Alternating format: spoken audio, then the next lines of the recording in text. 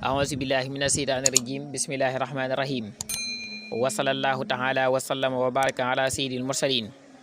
محمد وآله وصحبه وخديمه وأمته أجمعين إلى يوم الدين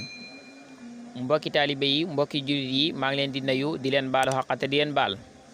tey ñaan sunu borom boo nu baal ñun ñëpp te jéggal nu mboolem sunu rëcc-rëcc yi te jéggal mboolem sunu way dawli yëpp te yërëm leen kon tey ñu ñëw ak yéen ci naafil ak bis gi sëriñ bi nee na guddig juróom ñaareel